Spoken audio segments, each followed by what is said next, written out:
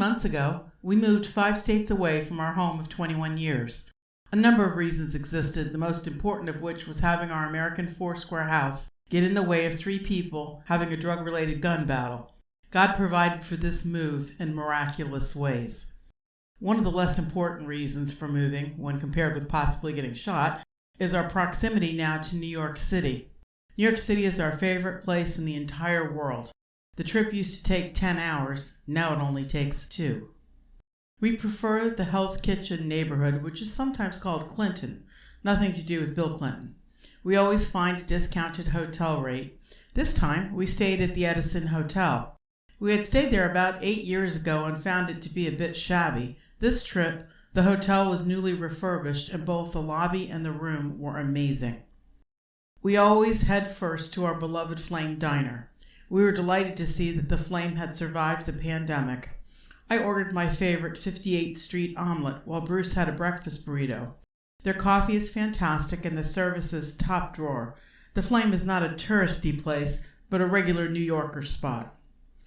Bruce and I don't do typical touristy things most of the time. We just love walking around the city. We don't usually go to shows. We definitely don't go to Macy's or other stores.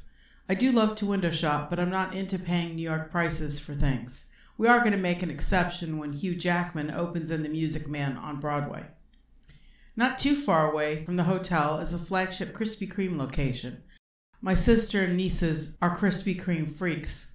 I am not, because they put me into a diabetic coma. We often end up having the most interesting encounters and conversations with various folks along the way. This is Karen and her adorable beagle Pretzel.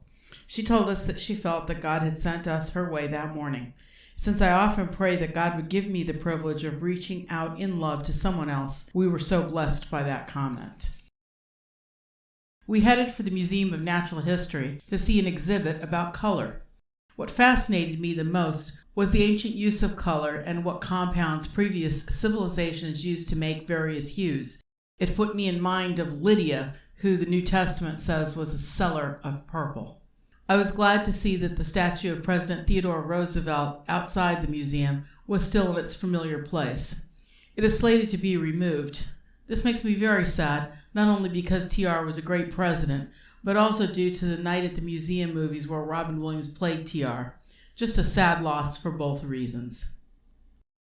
During temperate months, Hell's Kitchen has a Saturday street fair of sorts with only pedestrian traffic allowed.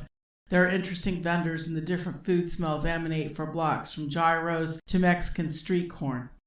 Many students from Julliard play on the streets there.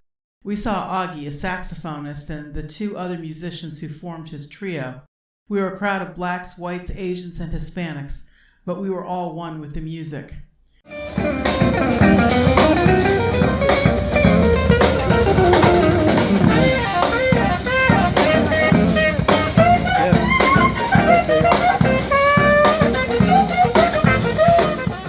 We visited New York's newest park, Little Island, which looks as though it was something that George Jetson and Jane, his wife, should visit. Thanks for coming along with us during one of our little adventures as we continue to create a life we love. May God richly bless